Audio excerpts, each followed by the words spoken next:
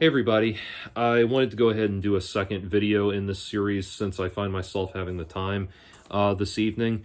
So I want to begin by saying this is, again, as always, this is my ongoing series of comments on my shifting perspective on the Marilyn Manson, Evan Rachel Wood debacle. If you've not watched the previous videos in the series, I strongly encourage you to do so. I am coming at this from a position of being admittedly a Manson fan who is rooting for him to be found, rooting for the accusations against him to be found to be false. A number of them already are demonstrably false, namely those related to Paula Weiss. But I began as a Manson fan who swallowed the very bitter pill of accepting what I saw at the time as the validity of Evan Rachel Wood's accusations. My perspective on it evolved over time, and so I'm doing these videos to talk about what caused my position to evolve, but also trying to evaluate the situation from some nuanced and subtle angles that other people maybe are not addressing or are not considering. So as always, I say that I maintain that we should have a position of sympathy towards Evan Rachel Wood, that she has been abused by somebody in this situation, whether it's Marilyn Manson or Ilma Gore or both. Somebody has abused Evan Rachel Wood at some point, and I think we should maintain sympathy for a degree of sympathy for her, even if we are taking a principled disagreement with the things that she is claiming. So there it is. One, for that, we should do it, one, for that reason, and two, we should do it, one, on the principle of human decency in that regard, and two, also because it is incumbent on us as fans in the Marilyn Manson fan community to elevate the discussion and not give in to how the media would like to portray us, which is something I'm actually going to get into here. On the previous video that just went up, I had a user writing in saying that it's not necessary even on principle or it's wrong even on principle to have sympathy for Evan Rachel Wood or take this moderated stance. You need to understand something. The number one thing you are doing here, you, sir, not you, not me, none of us at this level are affecting change in this. What we are doing, all we are doing is dialoguing with each other. None of us are going to do anything that affects the outcome of Evan Rachel Wood's future, the outcome of Marilyn Manson's future, or anybody else involved in this. What we are doing is just contributing to the nature of the dialogue around what's happening to these people. So the very best thing we can do is raise the quality of the discussion. I realize I've been in the position before where you feel like you want to kick in you want to kick the door open and turn over all the tables and get in people's faces. That visceral feeling, I understand that, and I've been there, but we need to make a better decision. Anyway, to carry ourselves in a better way. So moving forward, what I wanted to talk about in this video was the manner in, some of the common responses I'm seeing on the ground level to this documentary, not the reviews, but what I'm seeing on Twitter, the responses people are giving to Phoenix Rising. Now, to be clear, I have not seen Phoenix Rising.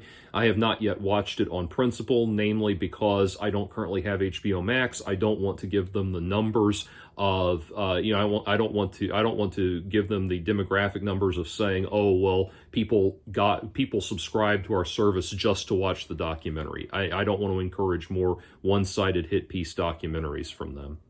Anyway, the contents of the movie have been widely discussed and widely summarized in the press and in reviews and all of that. So I don't think I'm going to be saying anything that's out of line with what happens in the movie. Anyway, I want to talk about the responses that I observed on Twitter, and I went through, kind of the several hundred most recent responses, and I found to the documentary, and I found that the favorable responses to the documentary fall into a few specific categories, namely, Manson fans are a brainwashed cult, Manson fans are probably abusers themselves, Manson fans are sexist or misogynist, Manson is the white R. Kelly but won't be punished like R. Kelly because he's white, Manson's lawsuit is just a rich white man using his power to control the world, and finally, the lawsuit proves nothing and is just accusations. Okay. To that last position, you cannot hold both that position and a belief in what Evan Rachel Wood says. You can't say this person's accusations don't count, but this person's accusations, or I'm sorry, you can't say this person's accusations are valid in and of themselves and this person's accusations are not valid in and of themselves. That doesn't work. That doesn't hold water. That is deeply hypocritical. And I'm trying to elevate the level of the discussion, but it is what it is. It is hypocritical to hold that position. And that is part of the problem with, trying these things in the court of public opinion. Because at the end of the day, it's not about who is right or wrong, who is objectively in the right or not. It's just who dogpiles the most support wins. And so that is a very disingenuous and very hypocritical position to take. I'm sorry. Once these claims on both sides have been litigated and proven in a court of law, then you can say that the other side is just accusations. But until then, when it's accusations on both sides, you can't dismiss one set of accusations in and of themselves and accept the other. As far as the first three comments about Manson fans, you're really not going to get anywhere attacking the entire Marilyn Manson community like that, mainly because excuse me, that tactic of trying to belittle a demographic and push it into a corner rhetorically, that tactic is not going to work on Marilyn Manson fans, because Marilyn Manson fans, as a targeted marketing demographic for his product from the very start of his career all the way up until the present day, his target marketing demographic is alienated, disaffected people that feel like they are being shat upon by society and pushed into a corner. That is literally his marketing demographic. So you're not telling them anything they haven't heard 1,000 times already. To quote a line from a Marilyn Manson song, their attitude is, "I wasn't born with enough middle fingers. I don't need to choose a side." So the next two statements are a little bit more controversial and a little bit more worthy of discussion. To the assertion, and again, remember, these are all summaries, general summaries of many comments I was seeing. So I may not capture the nuance of what one person said or this, that, or the other, but I am trying to get at the overall message that was coming across. So this one, Manson's lawsuit is just a rich white man using his power to control the world. No. Marilyn Manson is rich. Marilyn Manson is white. Marilyn Manson is a man. But Marilyn Manson is not one of those rich white men that controls the world. Marilyn Manson has a net worth of $25 million. All of his assets totaled together come to a total of $25 million. That is a lot of money for the average person. The average person could not only retire on that money, but set up their family for several generations on that money. So yes, that is a lot of money to the average person. But when you are talking about the wealthy, the power elite of the world, the billionaires of the world, the Jeff Bezoses of the world, the Elon Musks of the world, the Bill Gateses of the world, the people who actually do have money to command the course of human endeavor, those people, they would laugh at $25 million. Those people throw birthday parties that cost $25 million. Pardon me. Those people could not run out of money if they tried. I mean, Bill Gates, there's a thing on, it may still be up, there was a thing for a while called, I think it was just called Spend Bill Gates's Money or something like that. And it shows like all of these huge big ticket items you could purchase and never make a dent in Bill Gates's money. So for example, you could buy like all of the teams in the NFL and still not have put a dent in the amount of money that Bill Gates has. It's insane. Those are the people, the rich white men that actually do have their hands on the levers of power in the world.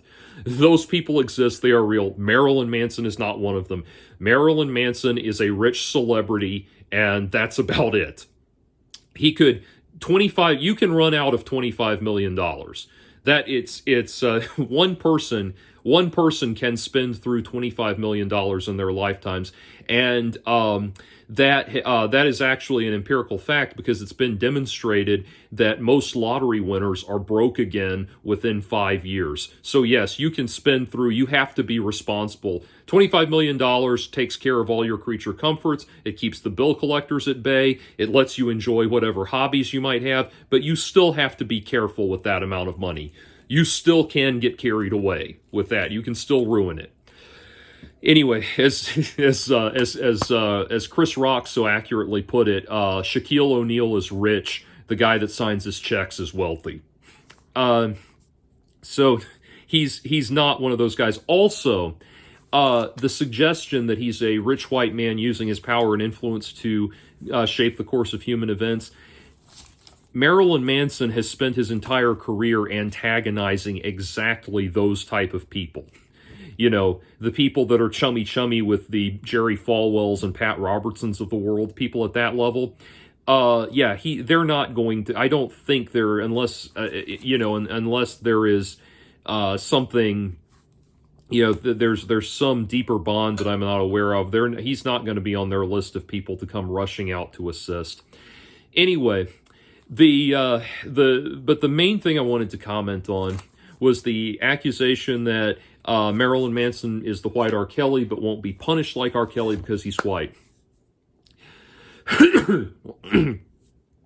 Okay, there's a couple of things here, and these are very potentially controversial statements, but they need to be said and they need to be contemplated. One thing is that I noticed that a lot of these comments, and I don't mean to go ad hominem here, but I noticed a lot of this comment in particular was coming from a lot of black Twitter users. And it seemed to carry the tone of, and I could be wrong, but it seemed to carry the tone of, well, we had to give up one of our favorite people, or one of our favorite entertainers, so now you have to give up one of your favorite entertainers. And the problem with that mindset is that's, again, the problem with trying people in the court of public opinion, is that one of the reasons people are supposed to be tried in a court of law is that ostensibly justice is supposed to be blind. Obviously, that's not always the case, but that is certainly a worthy goal to aspire to.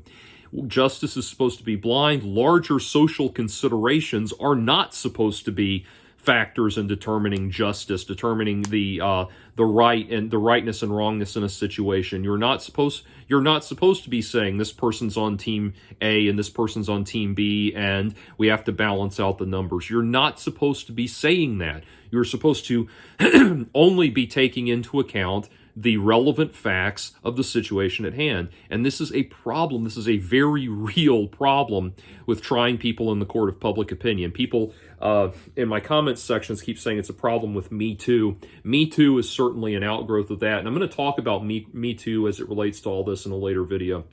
But Me Too is certainly an outgrowth of that. But the issue of shaming, cancel culture and shaming language and all of that, it's a much larger, much more pervasive issue than just the particulars of the Me Too movement. We have got to stop trying people in the court of public opinion. Finally, the final and most important point, though, that I want to make on this matter of Manson being supposedly the white R. Kelly is this. First of all, the main thing that would tie them together, that would make them comparable in terms of their alleged crimes and misdeeds, would be the production of child pornography, or the accusation, of the production of child pornography. Marilyn Manson has not been convicted of that. He has been accused of that, and not by law enforcement at this point. The basis for making, I will repeat again, the basis for that, Evan Rachel Wood, Ilma Gore, and all the people working with them, the basis for that claim was the assertion that, their claim that Paula Weiss was underage when she appeared in the groupie video. She was not. That is objectively not true. That is objectively wrong. So no, he is not comparable to R. Kelly across that dimension. But more importantly than that, R. Kelly was not simply shamed and canceled in the court of public opinion.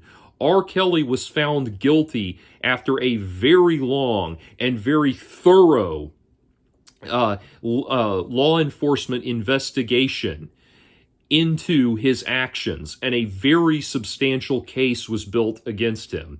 And that's what's so amazing to me.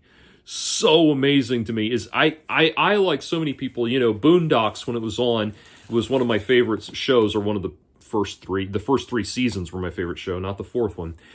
But the first three seasons were some of the best television available at the time. And they did that absolutely phenomenal episode where it's the trial of R. Kelly, and they had Adam West come down and do the voice of his lawyer and everything.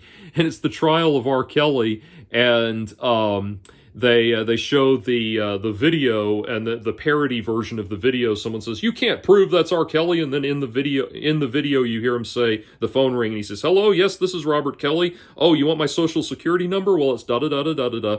Yeah, and anyway, the point being that the evidence is just piled high and high and high, and the Adam West attorney says, "Some people might say that this mountain of evidence is convincing, but we all know what it really is: racism." And the point, the point that they're making in that video is that no, R. Kelly is not the victim of racism. And people, that episode goes all the way back to when I believe all the way back to when I was in college. It's how far back the R. Kelly stuff goes. And I say that far back because he's currently in jail awaiting sentencing. That's how long it's taken. And I was in college in the early 2000s. And that's how far back it goes. And people have been pushing that line from the very beginning. R. Kelly is not the victim of racism. R. Kelly is the victim of R. Kelly. He was not, and that's what's amazing is, you